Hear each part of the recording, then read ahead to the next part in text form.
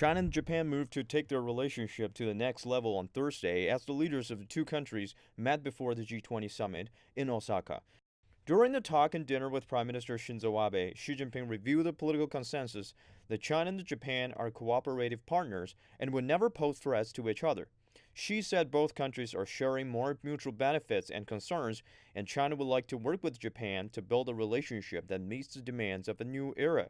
Abe invited Xi to visit Japan next spring in hope of further elevating ties to the next level. Xi and Abe agreed on 10 consensus items during their meeting. They vow to enhance political mutual trust and to properly handle sensitive issues and strengthen communication and security. Xi and Abe said they will expand cooperation in technology and intellectual property rights protection.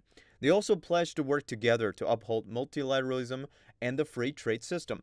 They said China and Japan should fulfill their responsibilities on global issues like climate change and arms control. Before his meeting with Abe, President Xi also met South Korean President Moon Jae-in and expressed his hope for further talks in resolving the nuclear issues on the Korean peninsula. He called for quicker actions in the second phase of a bilateral free trade agreement.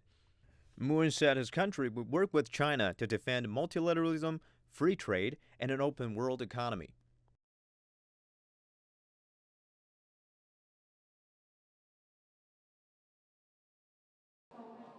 It's a place where few cameras are allowed, a place where millions of dollars worth of contraband are stored at any given time.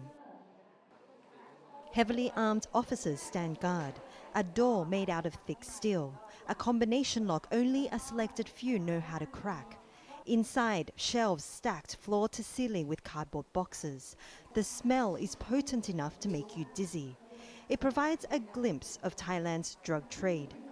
Details about where and how the drugs are stored are as fiercely protected as the drugs themselves. This government warehouse serves as a pit stop for drugs intercepted by authorities before they get destroyed. It's Thailand's annual drug bonfire. $650 million worth of narcotics pile up: heroin, cocaine, ecstasy, crystal meth. But more than all the others combined, methamphetamine pills, or yaba, boxes and boxes of it. It's public enemy number one. Experts believe that law enforcement only confiscate around 10% of the total drug production in this whole region.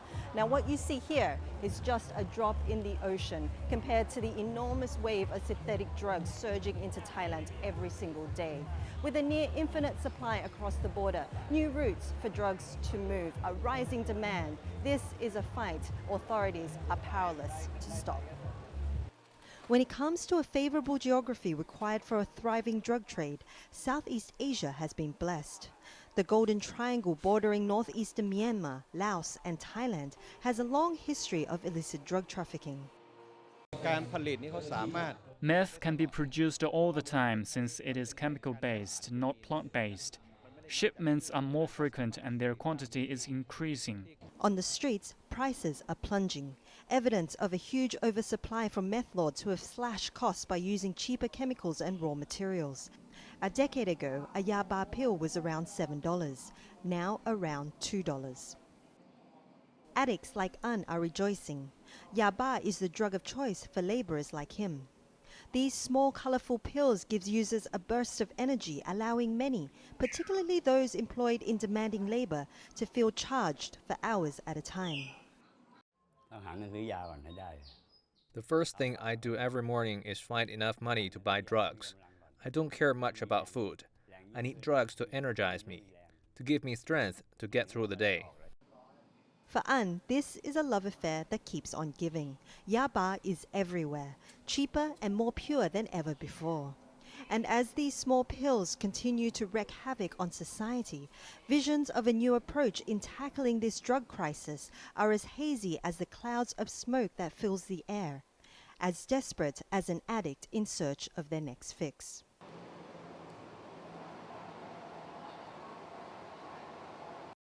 With less than 1% water left in its reservoirs, Chennai is dealing with one of the worst water scarcity in history.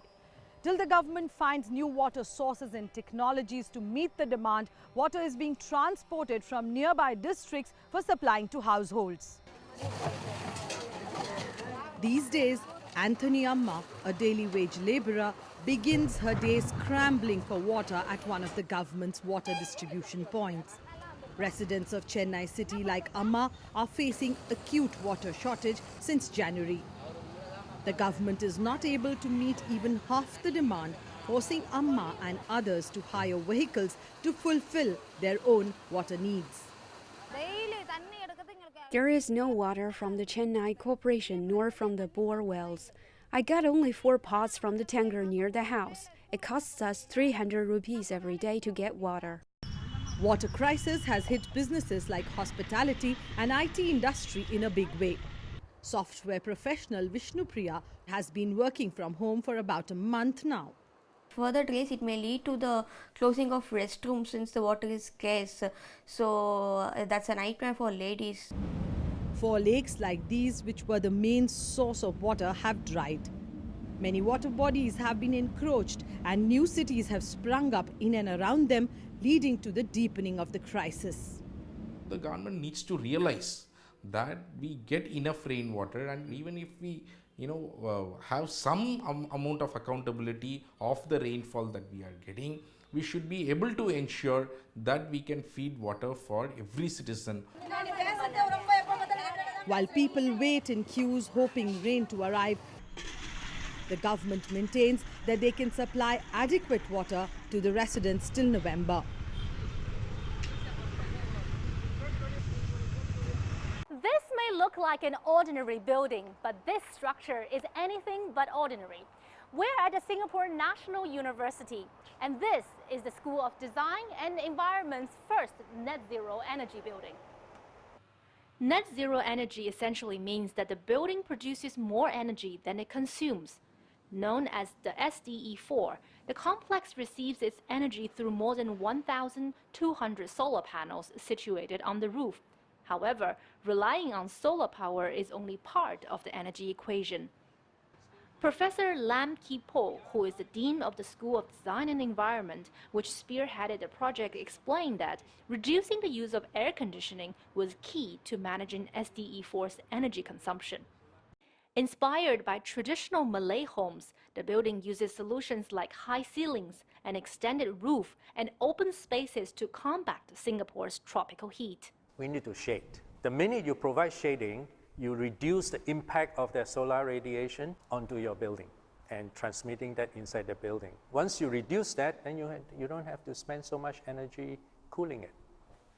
Number 2, is really to provide as much opportunity for ventilation of spaces as possible. An interesting innovation is the use of curtain-like aluminum screens on the east and west facades of the building.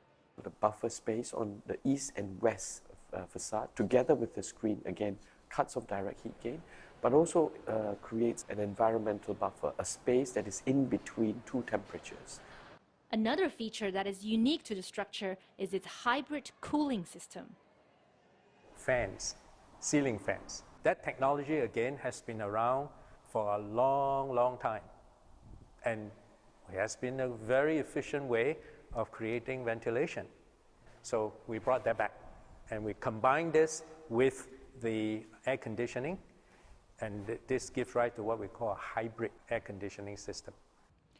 Apart from energy saving, wellness of its occupants has heavily influenced the design concept, whether it is the extensive use of glass or incorporating existing trees into the main complex. And unlike regular air-conditioned buildings in Singapore, which recycle up to 90% of their air, SDE4's sustainable design allows it to provide better air quality to its occupants. For a net zero energy building, it is very transparent and very, very open. So this is something that we felt that we could still do to create very, very beautiful, comfortable, light-filled spaces, and at the same time be very, very sustainable. The School of Design and Environment has applied for certification from the International Well Building Institute, which recognizes best practices in construction with people's wellness in mind. If approved, it will be the first building in Singapore to reach such standards. The SDE4 building is becoming an inspiration for other net zero energy buildings in Singapore. With the construction sector contributing to up to a quarter of the total carbon emissions, buildings like these are paving the way for Singapore's vision towards achieving sustainable development.